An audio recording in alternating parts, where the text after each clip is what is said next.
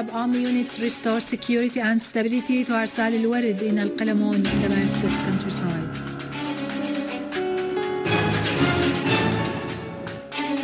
Child was killed and more than 50 others wounded when mortar shells fired by terrorists fell on schools in Babtouma and Al-Duwailah in Damascus.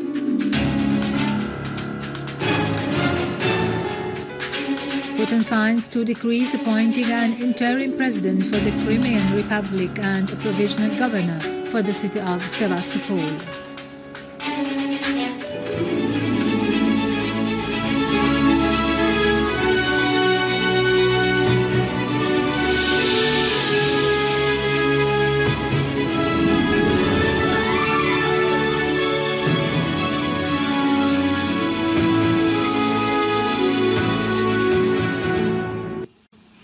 Good afternoon, ladies and gentlemen. This is Yara Korean with the news in English.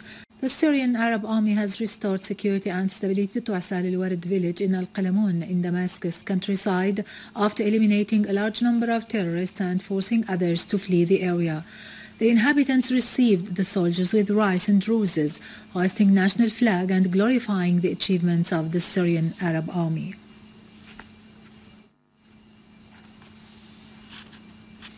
A child was killed and more than 50 others wounded, most of them children, when mortar shells fired by terrorists fell on Al-Manar school in Babtouma in Damascus. Several shells also fell on a number of schools near Marlia's church in Ad-Duwailah, injuring 5 citizens.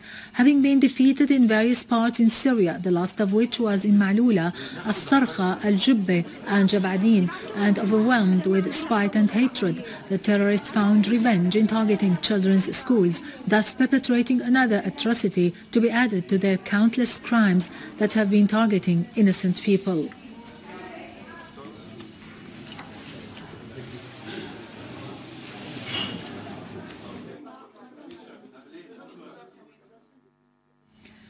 The map of the Syrian Arab Army's achievements expands as the Syrian Arab Army declares control of Maloula in Al-Kalamoun province after it has been completely cleared of terrorists. Al-Kalamoun in Damascus countryside has been the main source of supplies for the terrorists, from Lebanon to Damascus and its suburbs, as well as to the central region and Al-Badia, and from Rankous in the south to Al-Braj in the north. On the 14th of November 2013, a military decision was taken to eliminate the terrorists in Al-Kalamoun. The operation started along the border lines adjacent to the highway, particularly near Qara, Al-Nabik and Deir Atiyah. The Syrian Arab Army entered Al-Kalamoun battle first from Qara, then Deir Atiyah, encircling Al-Nabik city, the main road of passage for the armed gangs who came from Arsal and Yabrud towards the Syrian desert. Al-Nabik battle was over in 10 days. The highway was totally secured, opening the way for the second phase of Al-Kalamoun battle. In the middle of last January, the second phase started with the army taking control of As-Sahel and Jarajir near the city of Yabrud. The army besieged Yabrud, the main center of supplies from Arsal. In 48 hours, the Syrian Arab Army took control of Yabrud, thus ending the terrorist rule of the Lebanese village of Arsal, which was the main source of booby-trapped cars.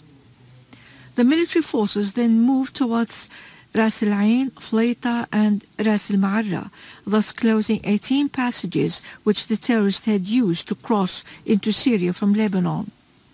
In this way, Arsal Al-Kalamoun road was no longer available for the terrorists. The army then moved to the second terrorist bulwark in Al-Kalamoun near Rankous in order to secure the strategic heights surrounding it, particularly the Radar Hill known as Sednaya Observatory. Full control was taken of the area in a period of 24 hours. The army then moved towards Jabadin, Al-Sarkha, Jubbe and Maloula. One district after another continues to fall under the Syrian army's control, after which the army would declare the end of battles in Al-Kalamoun front. Syrian Arab Army units have scored crucial successes in the ancient part of Homs and are advancing in the direction of Jurat al-Shayyah Al-Hamidiyya, Bab Houd and Wadi Sayh, eliminating a number of terrorists and destroying their hideouts.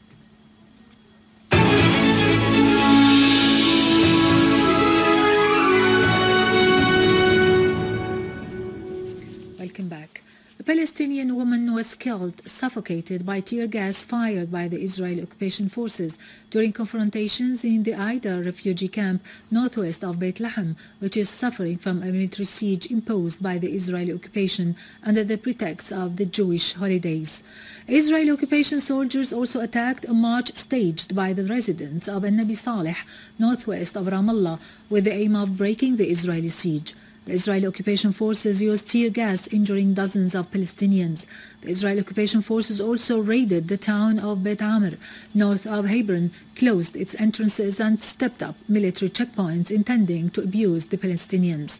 Meanwhile, and under the pretext of the Jewish holidays, the Israeli occupation forces imposed a tight and comprehensive siege last night on the West Bank and stepped up its military deployment in occupied Jerusalem amidst an escalation of Israeli assaults on the Palestinians in Al-Quds.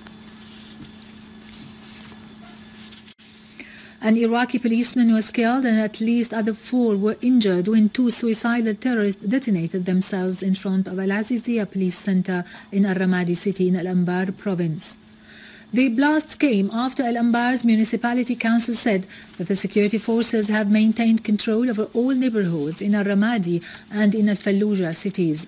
Moreover, terrorists putting on Afghani costumes tried to attack a security checkpoint in Al-Halabsa area, but a military unit identified and clashed with them, killing 4 of them, injuring many others and destroying their vehicles. In the capital Baghdad, police detained 2 terrorists as they were trying to detonate a booby-trapped vehicle south of the city. Russian President Vladimir Putin has signed an order appointing Sergei Aksyonov as interim head of the Republic of Crimea. He also signed a decree appointing Sergei Menyailo as acting governor of the Russian federal city of Sevastopol. In a relevant context, Russian Foreign Minister Sergei Lavrov has said that resorting the power in southeastern part of Ukraine was unacceptable, calling for carrying out a constitutional reform in Ukraine. Following his talks with his Chinese counterpart Wang Yi in Beijing, Lavrov said that the constitutional reform was the key to solve the crisis in Ukraine, pointing out that the initiative of the appointed Prime Minister of Ukraine to launch talks with southeastern part of Ukraine was a correct step, though a late one. Lavrov voiced Moscow's readiness to take part in the quartet meeting to be held in Geneva to settle the crisis in Ukraine. Lavrov's statements came hours before the visit to be paid by the American Vice President Joe Biden to Ukraine and after the phone call between Russian President Vladimir Putin and American President Barack Obama, during which Putin told Obama that the protests witnessed in many parts of Ukraine were because the new leadership in Kiev was unconcerned to take the interests of the Russian-speaking people into consideration.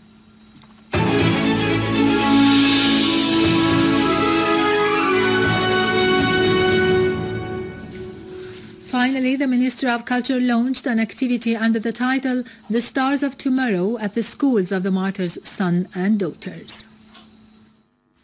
During the activity, the Minister of Culture and the Director of Schools of Martyrs' Sons and Daughters signed on a backstage of an open-air theatre. Today we are celebrating with the school children from the schools of martyrs' sons and daughters.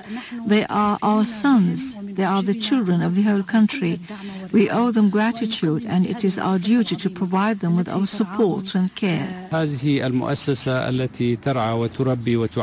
This institution cares for and educates the sons of the noblest people in the world and the most dignified human beings. There is an important cooperation between the schools of martyrs' sons and daughters and the Ministry of Education. We are in the utmost need of this support and expertise provided by the Ministry of Culture.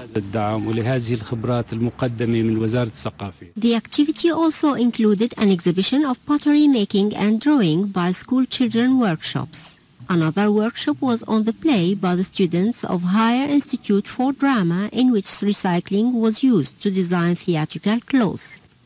I'm here participating with the student of the higher institution of dramatic art. We are learning about custom design. We are enjoyed it so much, and it's a great day. As part of the activity, many theatrical performances were presented by the students of the Higher Institute for Drama, in addition to presenting the results of the open-air drawing workshops. The activity is aimed at expressing gratitude to the souls of the heroes who were martyred defending their country in order to keep it united, strong, and glorified. With this, we end our news for today. Thank you for watching. For more details about Syria and the region and to view this bulletin again, you can always visit our website in English, syriaonline.sy. Now to latest business and market news with Nariman Qassam, but after a short break.